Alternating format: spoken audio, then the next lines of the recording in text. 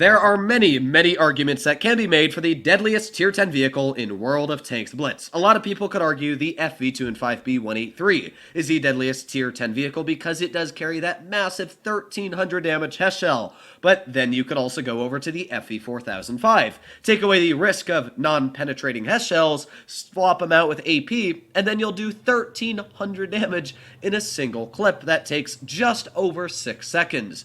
Or you could go over to the Object 263, which we're going to be talking about in today's video, which carries the most DPM in the game at 3,856. Now, that is quite incredible, and this vehicle basically sacrifices everything to have that damage per minute. It has basically no side armor, and sure, while it does go 55 kilometers per hour, have great aiming time, and fantastic dispersion at .290, it does have some big issues. First of all, the premium penetration at 330 is definitely a heck of a lot lower than your average tier 10 tank destroyer by a large margin. Not only that, but the 263 also has incredibly weak gun depression, and that is the big killer, is the 4 degrees of gun depression. And as well, the big old weak spot, which is the mantlet. This vehicle does have very strong armor. The upper plate on the lower part is about 250 millimeters base, and because it's at such a steep angle, about maybe 60 degrees there,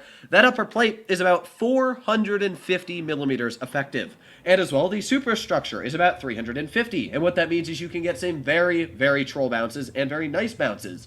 But the mantlet has no spaced armor behind it, and what that means is if you penetrate this here, the shell just goes straight through and penetrates your vehicle. Yeah, that's going to hurt quite a bit. In update 8.2, that will be changing for the better. As well, the vehicle is going to be changed a lot in statistics, and I don't really know what to say about the nerf/buff. Because it's going up 100 hit points. I was about to say 150, but no. It's going up from 1750 to 1850, which is definitely going to help out the vehicle just a little bit in certain scenarios. As well, the traverse speed is going up 8 degrees a second on hard, and about 7 degrees a second on medium. That is incredible. That means that this vehicle, again, is going to be turning a heck of a lot faster. The gun is going to be a lot worse, though, because, oh boy, look at that dispersion value. It's going from 0.307 currently to 0.374. That is a 0.6 dispersion nerf. A massive nerf at that. Probably the largest dispersion nerf I've ever seen, apart from like the FE2-5B183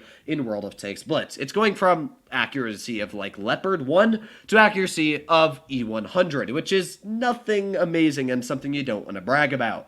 Now, the armor is going to be changing, as I did say, and it's definitely for the better. The mantlet, which did have 0 spaced armor, as you can see, it says 0 millimeters thick on that spaced armor. Well, in the next update, it is going to be getting spaced armor, and quite a bit at that. 77 millimeters thick of it. And what that means is if you're fully hull down like this, it's not much, but 80 millimeters plus that already quite thick mantlet is going to make this over 300 millimeters thick. Heat shells, of course, really struggle to get through any spaced armor. So heat is just going to get through this first layer here, and then bounce right on the second layer, which is going to be amazing for the 263. Vehicles like the T125, the Krandong, you know, any medium tank that spams heat is going to struggle massively on cutting through that 263's mantlet now, which is going to make it just such a stronger vehicle. But, ooh, that dispersion, I really don't know what to say about that. That dispersion is going to massively change the playstyle of the 263. It's almost as if Wargaming doesn't want you to play this vehicle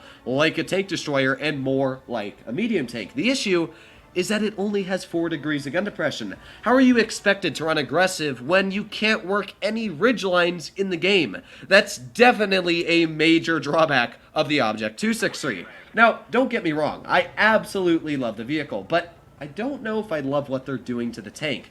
I think that they should have just touched the armor, just made that mantlet a lot stronger like they did, and left everything else the same, because you're going to see in this replay here that I'm playing the 263, believe it or not, like a tank destroyer. That's how you should run a lot of tank destroyers. Again, believe it or not, like tank destroyers. Sure, the Object 263 can be quite an aggressive vehicle, and sometimes, yes, it can get out incredibly strong games. But at the same time, the Object 263 also massively struggles on the aspect that, you know, it has no gun depression, which is quite poor.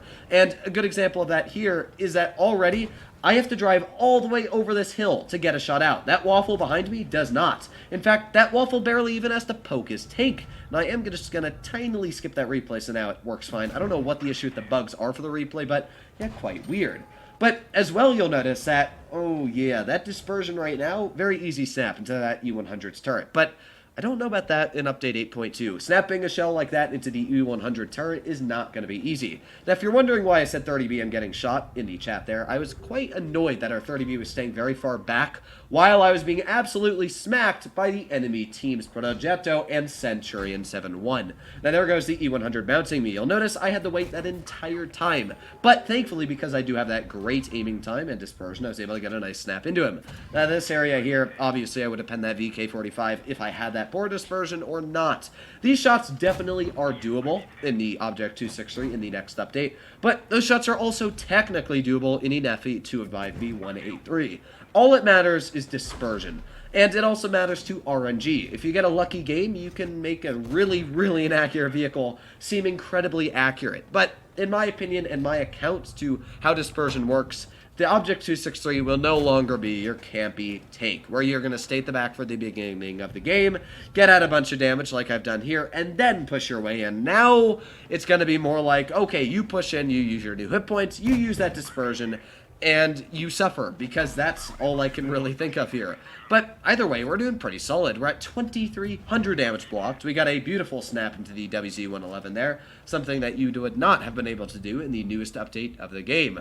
We're now pretty solid on that damage, 3,767. You can see just how incredibly quickly this vehicle is able to rack up that damage. We're sitting at over 2,700 blocked, which also shows that the armor is very, very strong. In fact, if we pause it, you can see that there are a whole plethora of bounces on the vehicle. One on the upper plate, we got one here, but we also have quite a bit of pens. We got one on the side over here. So the 263 is a bag of tricks. It's got some very solid values going for it, but as well, some very non-solid values going for it. You can see there, the WZ-111 went straight through my frontal hull armor, and that's a good example to show that if you have heat, you will definitely negate the armor on an Object 263. If you are planning on getting this vehicle, thinking that, yes, the dispersion nerf is just going to slightly halter the vehicle, or halter, yes, I meant alter the vehicle. I do think that it's going to change it, but the biggest change for the vehicle is that mantlet. I'm very, very happy that Wargaming fixed that mantlet on the tank that really, really struggled before update 8.2.